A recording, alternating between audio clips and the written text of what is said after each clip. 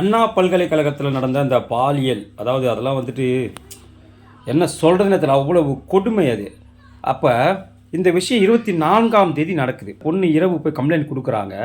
அடுத்த நாள் காலையில் இதை முதல்ல வெளியே கொண்டு வரது யாருன்னு பார்த்தீங்கன்னாக்கா, பாஜகவுடைய மாநில தலைவர் திரு அண்ணாமலை. அவர் தான் இந்த விஷயத்தை முதல்ல வெளியே கொண்டு வராரு. வெளியே கொண்டு வந்து இந்த மாதிரி ஒரு சம்பவம் நடந்திருக்குங்கிறது அப்போ தான் வெளில வருது.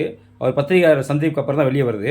அந்த எஃப்ஐஆர் சொல்ல முதல் தகவல் அறிக்கை அது கசிஞ்சிருச்சு. அப்போ தான் அவர் வந்துட்டு கோவப்படுறாரு. ஏன்னா இந்தியாவிலேயே இந்த முதல் தகவல் அறிக்கை, அதாவது இந்த பாலியல் சீண்டல் என்றாலே அந்த முதல் தகவல் அறிக்கையை பதிவேற்றம் செய்ய தேவையில்லை, எழுத்து வடிவில் நீங்கள் வச்சுக்கலாம் அப்படிங்கிற ஒரு சட்டமே இருக்குது.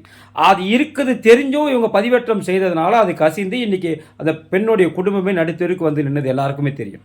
அதையும் யார் வெளியே கொண்டு வராருன்னா, இந்த கசிஞ்ச விஷயத்தை கொண்டு வரது யாருன்னு பார்த்தீங்கன்னா அண்ணாமலை அவர்கள் கொண்டு வருகிறார். அதற்கப்புறம் இதை வந்து தேசிய மகளிர் ஆணையம் கையில் எடுக்குது. அங்கே தகவல் கொடுக்குறாரு, அவங்க கையில் எடுக்கிறாங்க. இவங்க சாட்டையாடி போராட்டத்துக்கு பிறகு ஹைகோர்ட் தானாக முன் வந்து இந்த கேஸ் எடுக்கிறாங்க. ஏற்பட்ட மன உளைச்சலுக்கு 25 லட்சம் ரூபா நஷ்ட ஈட யார் கொடுக்கணும், தமிழக அரசு கொடுக்கணும்னு ஒரு உத்தரவு போடுறாங்க. இதெல்லாம் எங்கே எப்போ வருது? அண்ணாமலை அவர்கள் இதை வெளியே கொண்டு வரும்போது வருது. அதுக்கப்புறம் தான் நம்ம எடப்பாடி அவர்கள் முடிச்சுக்கிறாரு. எடப்பாடி அவர்கள் முடிச்சு அதுக்கப்புறம் ஒரு போராட்டத்தை அறிவிக்கிறார். அதுக்கு முன்னாடி அண்ணாமலை அவர்கள் போராட்டத்தை அறிவிச்சிட்டார். அதுக்கப்புறம் இப்போ நேத்திக்கு பார்த்தீங்கன்னாக்கா தாவைக்கா தலைவர் விஜய் அவர்கள் வந்து கவர்னரை போய் சந்திக்கிறார். அப்போ 4 நாட்களாக 5 நாட்களாக இவங்க காணவில்லை.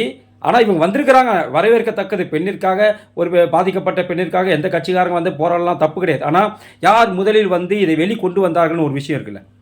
அப்போ முழுக்க முழுக்க இந்த இந்த இந்த வழக்கை வெளியே கொண்டு வந்து இன்றைக்கு அந்த பெண்ணிற்கு நீதி கிடைக்கும் அளவிற்கு போராடிய முதல் ஆள் யாருன்னு பார்த்தீங்கன்னாக்கா பாஜகவுடைய தலைவர் அண்ணாமலை அவர்கள். இதில் மாற்று கருத்து இருக்க முடியாது. அதுக்கப்புறம் தான் எல்லாருமே வந்திருக்கிறான்.